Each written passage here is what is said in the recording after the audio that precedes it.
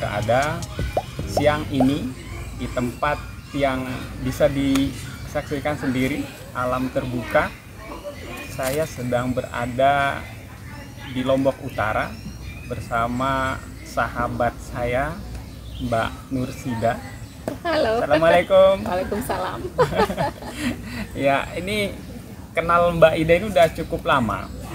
Betul. Karena saya sudah di KLU ini, saya udah 3 tahun pernah tinggal di KLU, jadi kenal Mbak Ida sebagai orang yang bergerak di bidang pendidikan, tapi pendidikan dia nggak mau yang arus yang terlihat gitu, arus utama. Dia memilih arus yang dimana orang tidak banyak berkecimpung di situ. Nah, Mbak Ida dulu ini saya kenal sebagai ingin yang pertama kali berpendidikan itu, memiliki banyak ilmu, itu adalah ibu-ibu yang menjadi madrasah pertamanya anak-anak di rumah. Nah, kita akan berbincang banyak hal dengan Mbak Ida, seperti apa perjuangan sampai sekarang ini, dan saat ini pun sudah berada di tempat yang baru, yang lebih luas, dan ini memungkinkan konsepnya Mbak Ida untuk sekolah alam nanti betul-betul bisa diterapkan. Mbak Ida, apa kabar?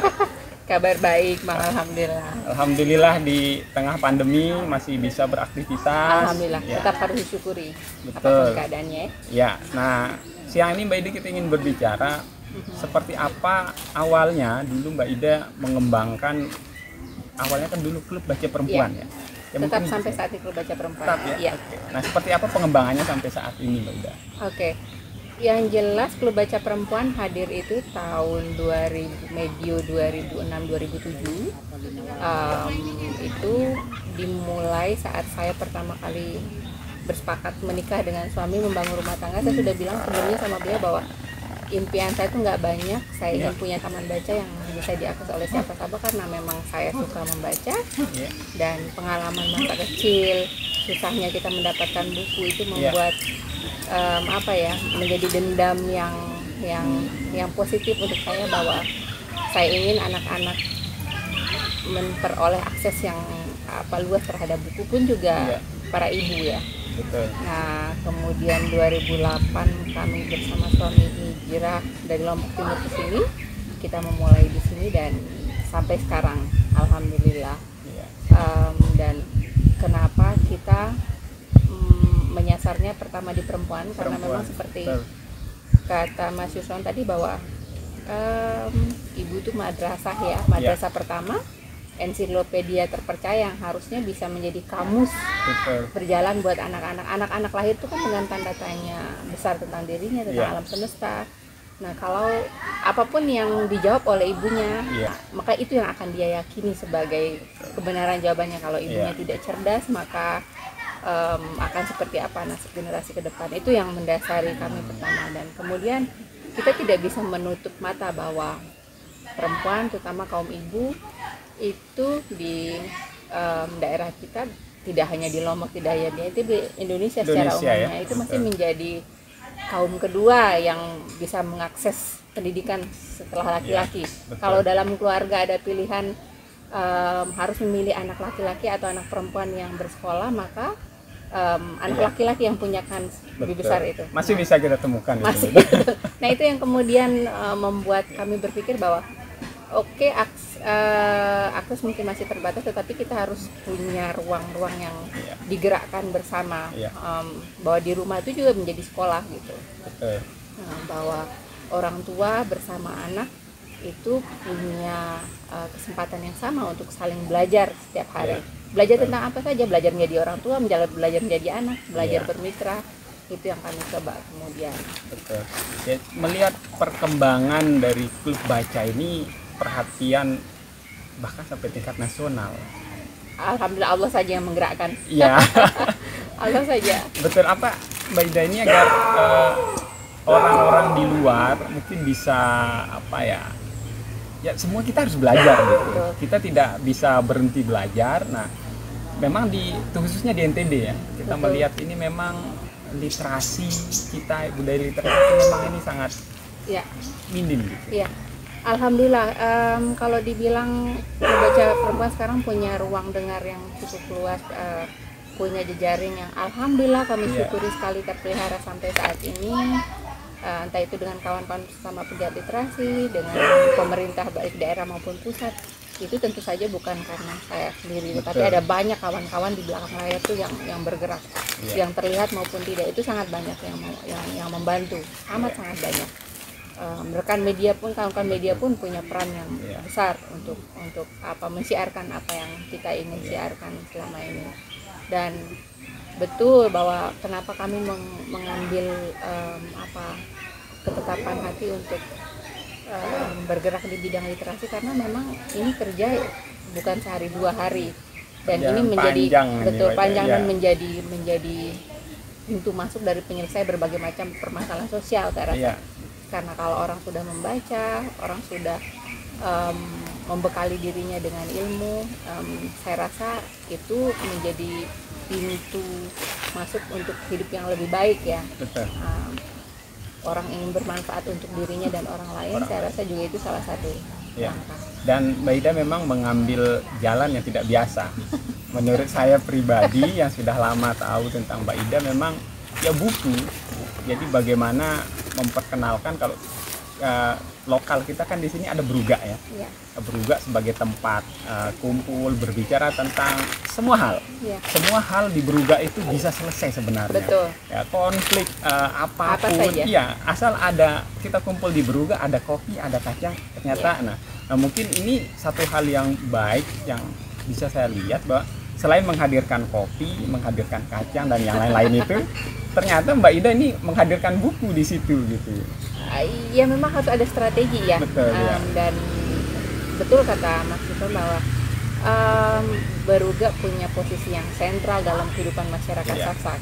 Itu dia kenapa kemudian waktu kami membangun kampung literasi bersama kawan-kawan Kementerian Pendidikan, walaupun bisa dibilang sekarang hampir tidak bisa berjalan karena memang setelah gempa semua bangunan terpakai menjadi tempat hunian karena dan lainnya, tetapi memang kita lihat posisi Brugak sangat baik, sangat strategis untuk menjadi sentral tempat belajar bersama, menyelesaikan apa saja yang perlu diselesaikan di tengah masyarakat, dan memang kami mencoba untuk masuk melalui ruang-ruang itu gitu.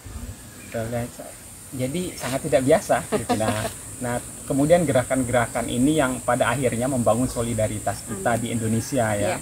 Nah, saya juga melihat cukup banyak sekali teman-teman kita dari luar NTB ini melihat gerakan yang dilakukan Mbak Ida ini ya, sehingga menjadi sebuah gerakan bersama gitu.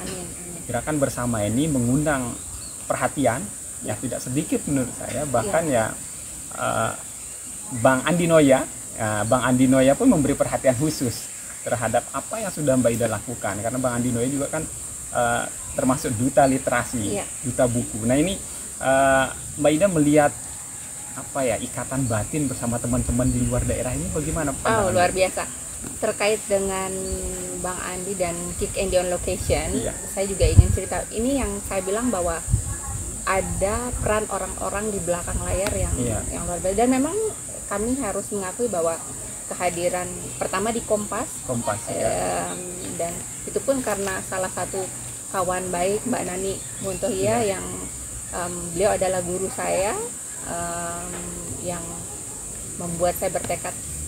Karena beliau saya belajar banyak mengenai pendidikan yang memerdekakan itu seperti apa. Beliau datang membawa Ayahanda Hairul dari Kompas, sahabat ayah saya, kemudian melihat dan kami naik di situ. Jalan terbuka, kemudian Shiken di Trans 7, kemudian lanjut ke Bang Andi. Di situ memang luar biasa. Nah, kalau Bang Andi yang membawa itu ternyata adalah salah satu GM hotel besar di sini di Obroy. Itu namanya Pak Rudi. Beliau itu kebetulan daerah tempat tinggal kami yang dulu di Prawira itu menjadi daerah tujuan Cidomonya Obroy membawa tamu ke situ. Dan dia lihat ada aktivitas kita, diam-diam kemudian Pak Rudi menghubungi Kick Andy, mengabarkan tentang keberadaan kita, dan alhamdulillah luar biasa efeknya. Saya nggak nyangka yang kemudian kita terjaring dengan banyak orang di luar sana, dan terjadilah. Alhamdulillah. Jadi betul Mbak Ida, jadi ikhtiar kecil apapun itu demi untuk kebaikan bersama, menurut saya itu lakukan saja. Betul. Pada akhirnya orang memberi penilaian, dan penilaian itu selama kita berbuat positif juga akhirnya kembali kita dapat positif gitu. Betul. Dan tadi karena Pak Hairul, saya cukup kenal Pak Haji Hairul, luar biasa beliau itu mah. Iya, jadi cukup banyak memang dari tulisan-tulisan beliau itu mengangkat masyarakat kita di NTB. Nah, menariknya di sini setelah dari Bang Andi Noya, kemudian Mbak Ida mengembangkan lagi. Ini kan udah dikenal oleh masyarakat Indonesia cukup luas. Bahkan saya dengar juga infonya dari beberapa teman dari luar negeri, cukup intens. Bahkan peristiwa gempa ini menjadi ujian tali ikatan batin persaudaraan kita atas nama kemanusiaan. Iya, betul. Betul, semua bergerak. Bahkan bukan hanya untuk kemanusiaan, ada sisi-sisi lain yang kita lihat itu berlanjut sampai saat ini. Nah, gerakan buku. Untuk buku yang Mbak Ida lakukan sampai saat ini udah seperti apa? Itu dia yang saya bilang, almarhum ayah saya itu dulu beliau bilang bahwa membaca saja nanti kamu akan temukan banyak keajaiban gitu. Nah, itu saya yakini betul. Memang almarhum ayah tidak mewariskan banyak hal, tetapi pemikiran itu yang kemudian menjadi warisan yang tidak ternilai menurut saya. Yang karena buku kemudian bisa terhubung dengan orang-orang yang selama ini tidak pernah terpikirkan, yang misalnya penulis Alvitiana Rosa yang saya idolakan sejak remaja. Untuk bisa ikut seminarnya saya harus kadang nabung, harus beli bukunya tuh. Tapi kemudian gara-gara gerakan literasi kami malah terhubung dan menjadi teman baik. Pun juga tadi yang dibilang bahwa selama gempa, yang kami berpikir dulu bahwa kita adalah korban. Betul. Tetapi malah Allah membalikkan kenyataan bahwa diberikan kesempatan kita menjadi bagian yang ikut bergerak bersama-sama. Kita bukan siapa-siapa kalau bukan karena teman-teman yang lain. Kalau bukan karena Allah yang gerakin, kemudian kami menjadi salah satu posko yang bisa diandalkan waktu itu, bergerak sampai bahkan tanggap darurat dicabut, kita masih tetap melayani masyarakat sampai bulan Januari. Kita masih menyalurkan bantuan dan lain sebagainya. Itu dari Singapura, dari berbagai pihak, ada kalau tidak salah 0,5 M ada yang kita gelontorkan untuk sampai ke seluruh Lombok Utara. Oke, sangat luar biasa.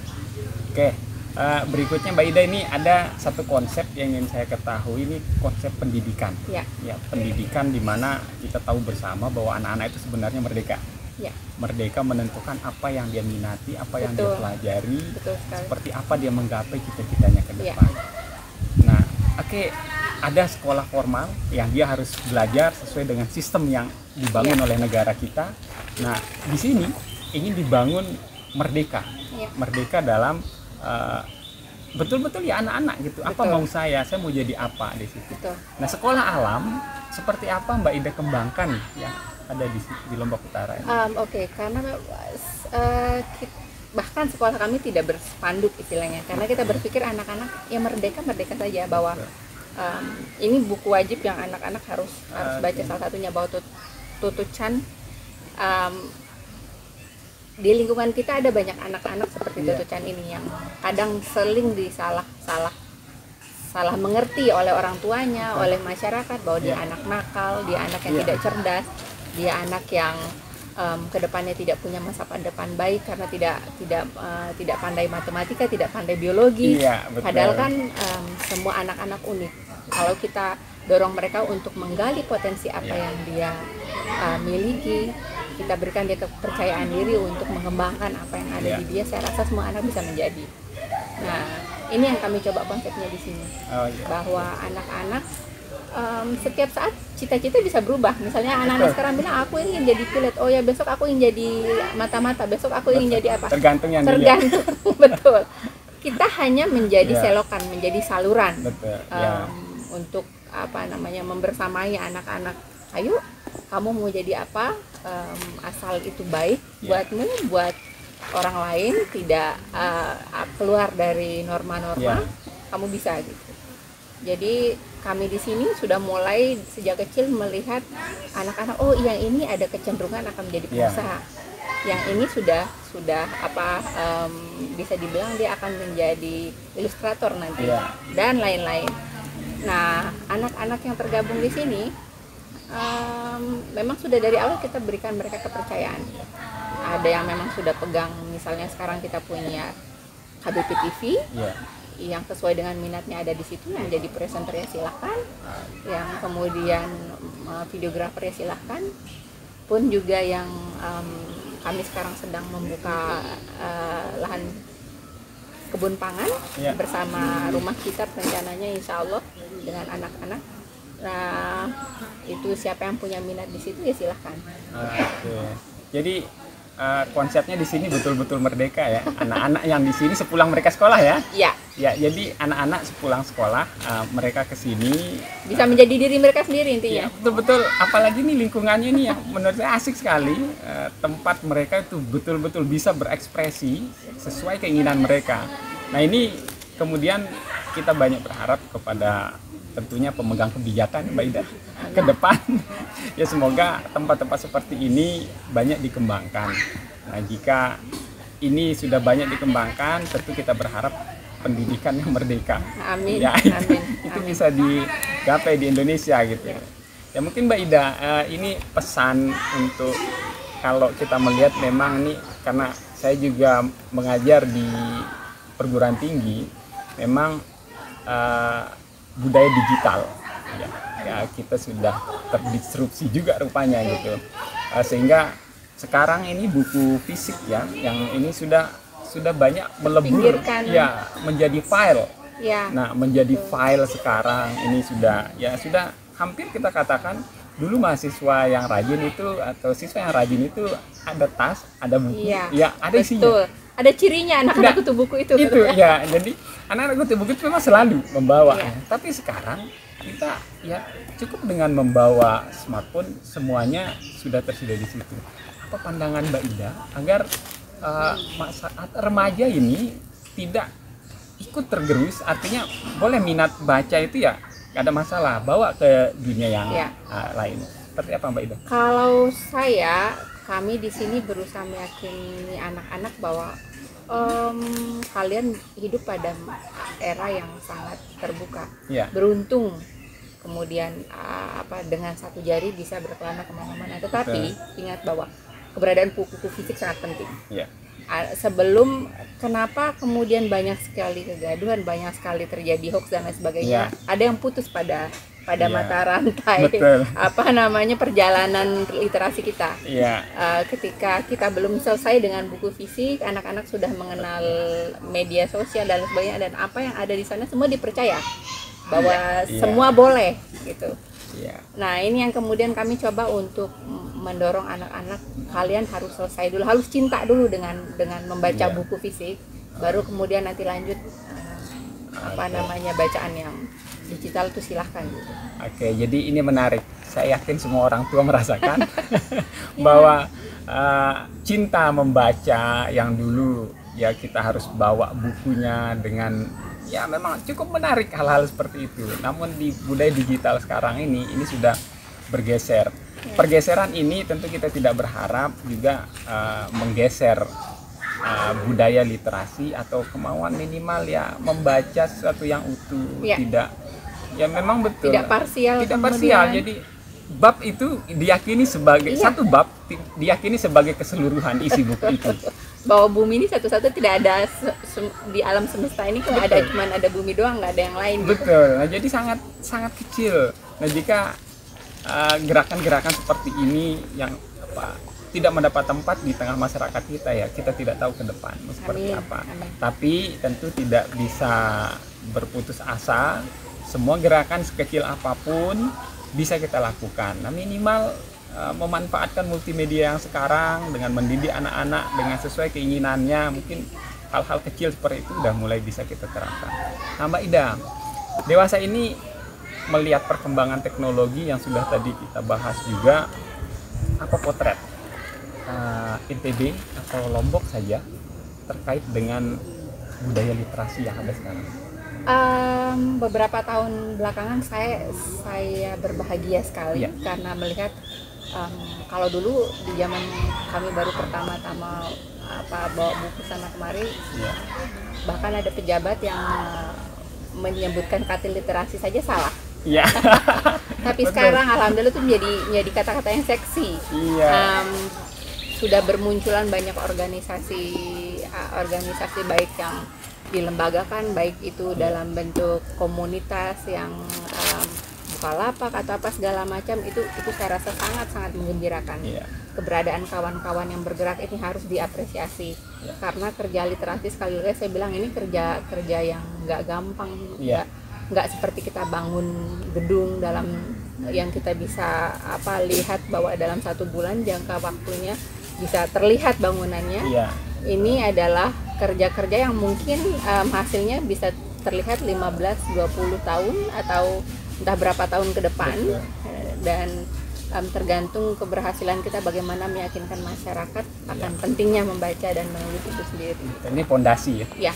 Saya yakin, optimis NTB akan mengalami perkembangan yang pesat di bidang literasi, karena banyak organ-organ yang bermunculan, yang bergerak, dan itu saya lihat semua tulus, insya Allah. Oke, tentunya ini semua berdasarkan atas kesadaran untuk sesama. Jadi gerakan ini ya betul-betul murni atas persaudaraan. Amin. Jadi tidak bisa bergerak sendiri, ribut sendiri, kemudian sukses, nggak bisa. Nggak bisa. Ini gerakan bersama. Dan gerakan bersama ini tentu butuh waktu. Ini bukan instan ya. Sekarang bergerak, besok hasilnya udah bisa kita hitung. Ini nggak mungkin. Nah, jadi memang betul ke depan memang butuh banyak lagi cara-cara alternatif yang mungkin ya perlu banyak eksperimen ini. Perlu banyak eksperimen ya. Pastinya. Belajar lagi. Iya, memang tidak berhenti, kita terus belajar lagi.